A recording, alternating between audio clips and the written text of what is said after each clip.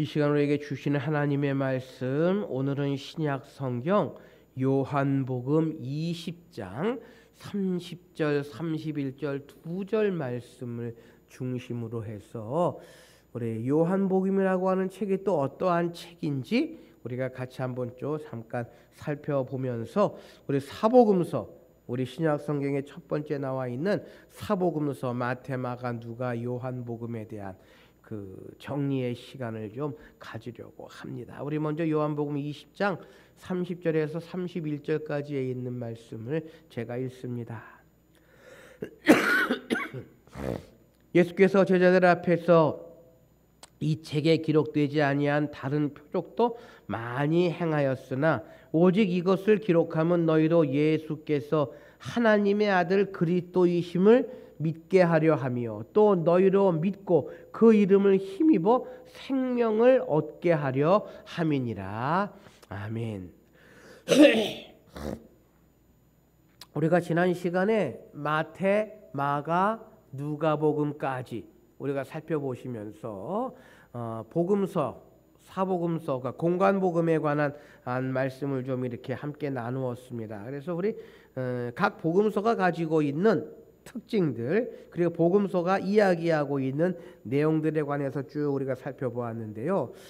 복음서가 4개가 있는 것은 마치 음악에서 4성부를 가지고 있는 그러한 느낌을 준다라고 하는 생각을 해보게 됩니다. 그래서 우리 음악을 할 때 소프라노, 알토, 베이스, 테너, 기본적으로 4성부가 있는 것처럼 이 사복음서도 그러한 의미를 가지고 있다라고 하는 생각을 해보게 됩니다. 그래서 가장 기초인 베이스가 되는 것은 마가복음, 비록 분량은 제일 작지만 사복음서의 가장 기본이 되고 가장 기초가 되는 그 마가복음이 베이스이고요.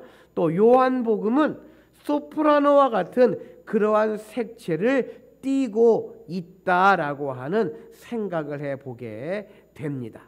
그래서 우리 화면에 있는 것처럼 마태, 마가, 누가, 요한 4복음서를 사복음서라고 이야기하는데요. 우리가 지난 시간에 복습을 하면 마태복음은 왕으로 오신 예수님의 책, 그리고 마가복음은 종으로 오신 예수님에 관한 책, 그 누가복음은 사람으로 오신 예수님의 책이라고 우리가 요약을 할 수 있고요. 그래서 각 저자마다 예수님에 대해서 잘 설명을 해주고 있다라고 하는 생각을 해보게 됩니다. 그런데 오늘 이 마지막에 기록되어져 있는 요한복음이라고 하는 책은요, 마태, 마가, 누가와는 좀 다른 관점에서 예수 그리스도를 이야기하고 있습니다.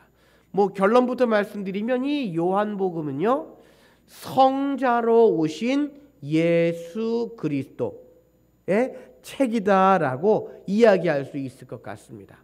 그래서 마태, 마가, 누가복음이 예수님의 인성, 예수님의 그 인간적인 모습, 왕, 종, 사람, 인성을 이야기하고 있다면 이 요한복음은 성자, 하나님의 아들로 오신 예수 그리스도에 관해서 기억하면서 예수 그리스도의 신성을 강조하고 있는 것이 이 요한복음이 가지고 있는 내용입니다. 근데 여러분 아시는 것처럼 마태복음이 신약 성경에 가장 먼저 나와 있다고 해서 마태복음이 가장 먼저 기록되어져 있는 책이 아니다라고 하는 것은 아마 잘 아시리라 생각이 되어집니다. 우리 그 다음 화면 좀 넘겨주시겠습니까? 그 다음 화면 보시면은 이것이 신약 성경의 기록 연대 순입니다. 마태, 마가, 누가, 요한 사도, 로마가 신약 성경의 책인데 이거를 기록 연대 순으로 보면은 결코 마태복음이 가장 먼저 기록이 되어져 있지 않습니다. 가장 먼저 기록되어져 있는 책은요, 우리가 나중에 또 설명을 드리겠지만 데살로니가 전후서가 가장 먼저 기록이 되어져 있고, 사복음서인 마태, 마가, 누가, 요한복음은 AD 70년에서 요한복음이 마지막으로 90년에 기록이 되어졌다라고 성서학자들이 이야기를 합니다. 그렇다면 이 사복음서가 이 시대에 70년에서부터 90년까지 기록되어져 있는 이유가 무엇이겠느냐라는 것입니다. 왜 예수님께서 살아 활동하시고 하셨던 그때에 이 복음서가 기록되어져 있지 아니하고 왜 70년에서부터 90년도까지 이 사복음서가 기록이 되어져 있겠느냐라고 하는 것입니다. 그것은요, 교회의 특별한 목적을 가지고 있었기 때문이다라는 것입니다. 다시 말하면 교회가 로마 황제의 핍박 속에서 교회와 성도들이 믿음을 지키고 신앙을 지켜나가기 위해서 이 복음서가 기록이 되어져 있고, 특별히 복음서 속에서 예수 그리스도, 교회와 성도들이 믿고 따르고 나아가는 예수 그리스도를 강조하고 그리스도의 가르침, 그리스도의 고난, 그리스도의 죽으심, 그리고 부활하심에 관해서 교회가 다시 한번 예수 그리스도를 중심으로 해서 든든히 서기 위해서 이 복음서가 기록이 되어져 전해지고 있다라는 것입니다. 우리 그 다음 화면 좀 보여주시겠습니까? 기독교의 그 박해, 로마 황제의 기독교 10대 박해, 이거 뭐 교회사적으로도 그렇고 세계사적으로도 그렇고 너무나도 잘 알고 있는 그러한 로마의 기독교 10대 박해입니다. 그래서 교회가 네로 황제의 박해, 그래서 이 박해로 인해서 바울과 베드로가 순교를 당하는 그러한 일이 생겼고, 그래서 이 기간 동안에 교회가 얼마나 심한 탄압과 박해를 받았는지 모릅니다.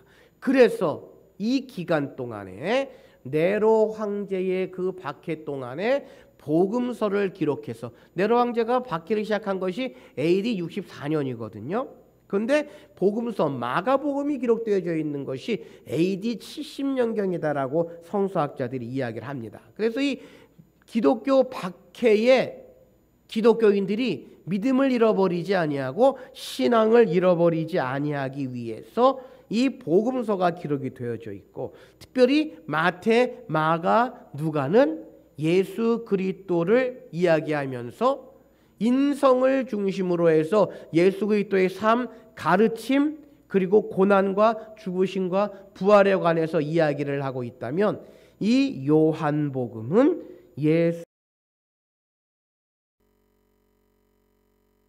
신성을 집중적으로 이 요한복음은 설명하고 있으면서 교회의 박해의 시대 때, 교회가 힘들고 어려울 때에 예수 그리스도를 바라보고 예수 그리스도의 가르침에 관해서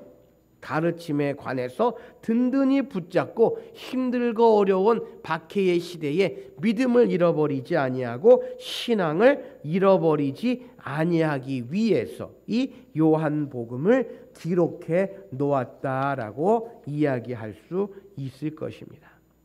그래서요, 사복음서 가운데에서 마태, 마가, 누가복음은 공관복음이라고 이야기를 하고요, 또 이 요한복음까지 해서 사복음서라고 이야기를 하고 있다라고 하는 것입니다. 그렇다면 이 요한복음의 중요한 주제가 무엇이냐라는 것입니다. 서두에서도 말씀드렸지만 이 요한복음의 주제는 예수 그리스도의 신성입니다. 특별히 이 요한복음을 기록한 이 사도 요한은 예수님의 12제자 가운데에서 예수님을 가장 가까이에서 따랐던 그러한 사람이 바로 이 요한복음의 저자인 사도 요한이고요. 이 요한의 직업은 우리가 아는 것처럼 어부였으며 성서학자들에 의하면 이러한 어업과 관련된 사업으로 인해서 예루살렘의 유력자들, 특별히 대제사장들과도 안면이 많았던 그러한 사람이다라고 이야기를 합니다. 그래서요, 예수님의 사랑을 많이 받음으로 스스로 예수님을 사랑하는 제자라고 이야기를 할 정도로 이 사도 요한복음을 기록한 이 사도 요한은요, 예수님에 관해서 많이 알고 가까이서 예수님을 보았던 그러한 사람이 바로 이 요한복음의 저자인 사도 요한입니다. 그래서 이 사도 요한은요, 모든 사도들은 이미 죽고 마지막으로 살아남아서 요한복음을 기록하였다라고 성서학자들은 이야기를 합니다. 그래서 이 사도 요한복음이요, 예수님에 관한 이야기가 다른 복음서보다 얼마나 많이 들어 있는지 모릅니다. 특별히 다른 복음서에는 기록되어져 있지 아니한 예수님의 비유라고 할까, 예수님의 그 이적이라고 할까, 그러한 이야기들이 많이 기록이 되어져 있는데요. 그 이유가 어디 있는가 하면 예수님께서 하나님의 아들 신성을 가지신 그러한 분임을 이 요한은 강조하기 위해서 다른 복음서에 기록되어져 있지 아니한 그러한 내용들, 그러한 이야기들이 얼마나 많이 기록이 되어져 있는지 모릅니다. 단적인 예로요, 사복음서에서 예수님께서 행하신 첫 번째 이적이 뭡니까? 예수님께서 첫 번째 이적, 가나의 혼인잔치. 그런데 여러분 한번 생각해 보십시오. 예수님께서 행하신 첫 번째 이적이면 중요합니까? 중요하지 않습니까? 중요합니다. 예수님의 생애 가운데의 첫 번째 이적이 중요한데, 이 예수님의 첫 번째 이적이 마태, 마가, 누가복음에는 기록이 되어져 있습니까? 있지 않습니까? 기록이 되어져 있지 않습니다. 그래서요, 요한복음 2장 1절에 보면 예수님께서 행하신 첫 번째 이적이 갈릴리 가나에서의 혼인잔치인데, 이 이적은 요한복음에만 기록되어져 있다라고 하는 것입니다. 그리고 예수님과 친했던, 제자는 아니지만 예수님과 친했던 마르다와 마리아, 그리고 그의 오빠인 나사로를 살리신 그 이야기가 요한복음에 기록이 되어져 있다라고 하는 것입니다. 이처럼요, 요한복음에는 다른 복음에는 기록되어져 있지 않은 많은 기적들, 예수님께서 하셔서 많은 이적들이 기록이 되어져 있습니다. 여러분, 그 이유가 어디에 있습니까? 그 원인이 어디에 있겠습니까? 기적은요, 누구나 아무나 행할 수 없다라는 것입니다. 예수님께서 많은 기적을 베푸셨습니다. 그런데 예수님의 제자들이 하루는 돌아와서 왜 우리는 이러한 이적을, 이러한 일을 행할 수 없습니까? 라고 예수님한테 물어봅니다. 그때 예수님께서는 기도 외에는 이러한 유가 나갈 수 없다 말씀하시면서 기적은 하나님의 아들인 예수 그리스도께서 행하시는 신성의 표시 중에 하나가 바로 기적을 행하시는 것입니다. 그래서 요한은요, 예수 그리스도의 신성을 강조하기 위해서 다른 복음서에 없는 많은 기적들, 많은 이적들을 기록해 놓고 있다라는 것입니다. 그래서 대표적으로 7가지의 기적이 요한복음에만 기록이 되어져 있는 그러한 기적들이 있는데요. 물로 포도주를 만드시는 기적, 왕의 신하의 아들을 고치시는 기적, 38년 된 병자를 고치시는 이적, 그리고 베드로를 물 위로 걸어오게 하시는 기적, 또 나면서 소경된 사람을 고치시고 나사로를 살리시는 이러한 기적들, 다른 복음서에는 없는 이러한 기적들을 통해서 예수님께서 피조 세계에 속한 질, 거리, 시간, 양, 피조 법칙, 운명, 죽음을 초월하시는 신성을 가지고 계시는 하나님이심을, 성자로 이 땅에 오신 예수 그리스도이심을 사도 요한은요 분명히 기록해 주고 있다라는 것입니다. 그리고 우스운 이야기지만 예수님의 제자들 가운데에 가장 젊은 사람이 사도 요한이었습니까? 그러니까 젊으니까 뭐가 좋겠습니까? 기억력이 좋았을 거예요. 젊으니까. 그러니까 다른 제자들이 다른 복음서에 기록되지 아니했던 그러한 이적, 예수님께서 행하신 일들을 사도 요한이 기억하고 기록하지 않았을까라고 하는 엉뚱한 생각도 좀 한번 해보게 되는데요.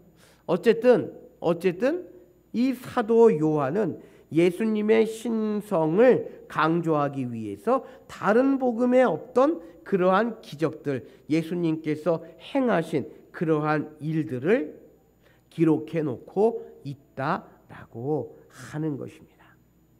또 하나, 이 요한복음이 가지고 있는 또 하나의 특징, 예수 그리스도의 신성을 강조하기 위해서 기술하고 있는 또 하나의 특징은요, 예수님께서 자신이 누구이신지를 분명히 이야기하는 자신의 정체성을 밝히고 있는 그러한 부분들이 있습니다. 바로 그것이 나는 무엇이다라고 하는 그러한 내용을 말씀하시는 7가지의 표현의 방식이 있습니다.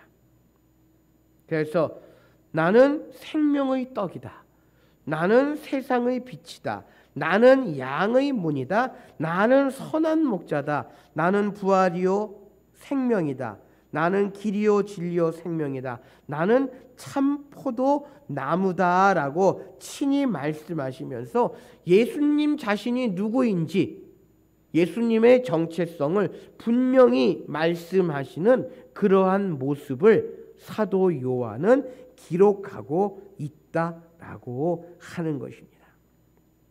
그래서 예수님께서 하나님의 아들 성자이심을 분명히 말씀하시면서 자신의 존재, 자신이 누구인지를 설명하시는 그러한 내용을 이 사도 요한은 요한복음에 기록하고 있으면서 다른 공관복음엔 없는 예수님의 그 모습, 예수님의 신성을 이야기하고 있습니다.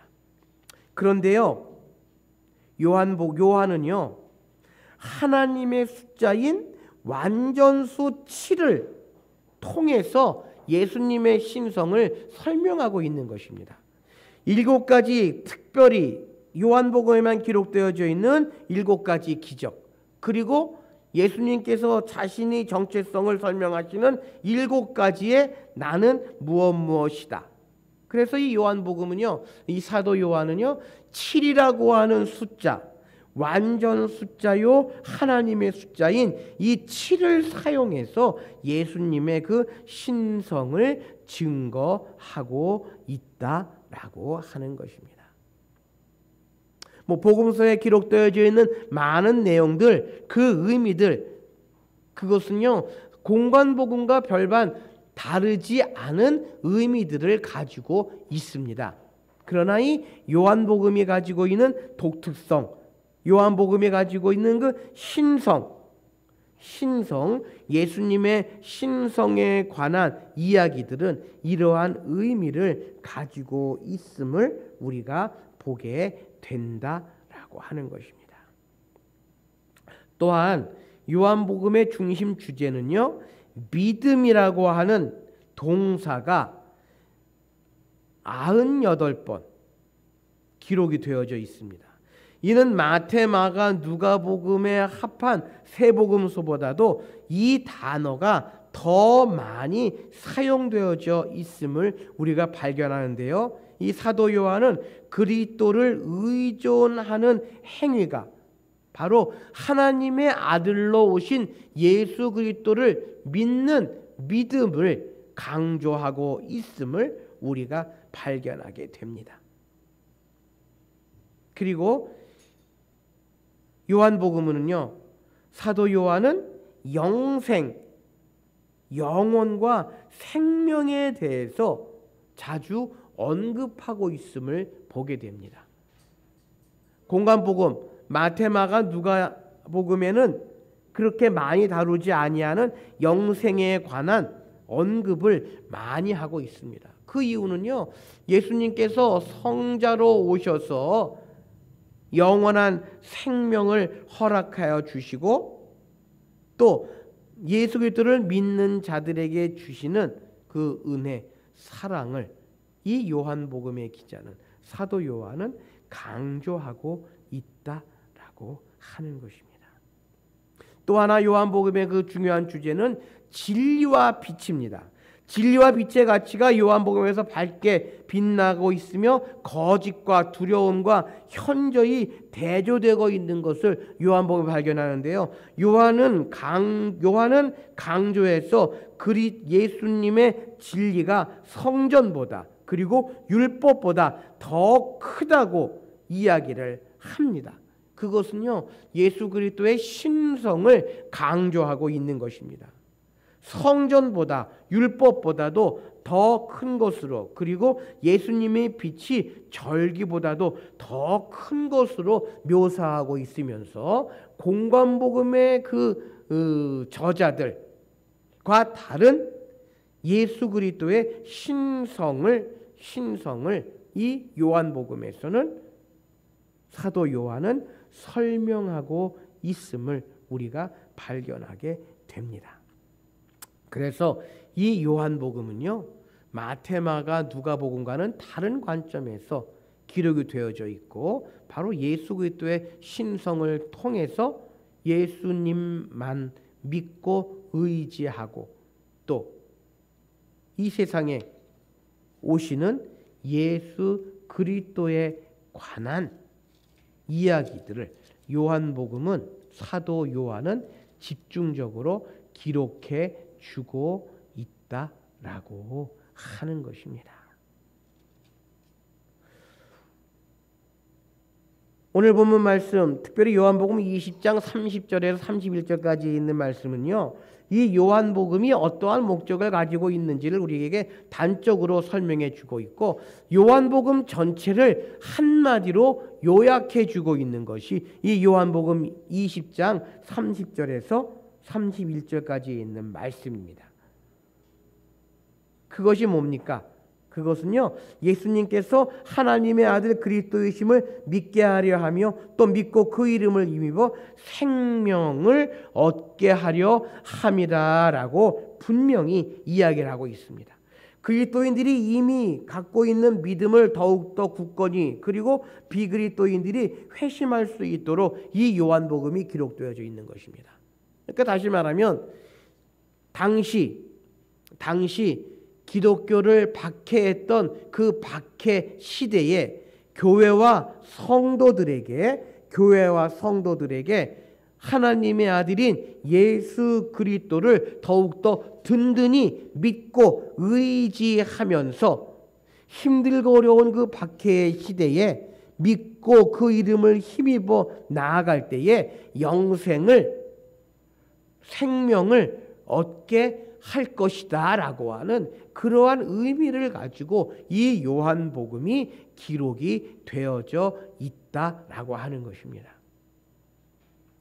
요한복음뿐만 아니라 이 사복음서 전체가요, 교회의 박해의 시대에, 교회의 핍박의 시대에 예수 그리스도가 누구이시고 예수 그리스도가 가르쳐 주신 그리고 행하셨던 비전과 소망과 특별히 십자가에 달려 죽으시고 고난받으시고 부활하신 예수 그리스도를 다시 한번 회상하면서 핍박의 시대를 이겨나가기 위해 이 사복음서가 기록이 되어졌다라는 것입니다. 사복음서가 기록되어져 있기 전까지 예수 그리스도에 관한 이야기는요, 구전으로 그저 입에서 입으로 전해질 수밖에 없었습니다. 여러분, 그런데 한번 생각해 보십시오. 예수님께서 AD 33년에 죽으셨습니다. 그러면 이 사복음서가 기록되어져 있는 70년에서부터 90년까지는 얼마의 시간적인 차이가 있습니까? 약 40여 년 동안의 시간적인 차이가 있습니다.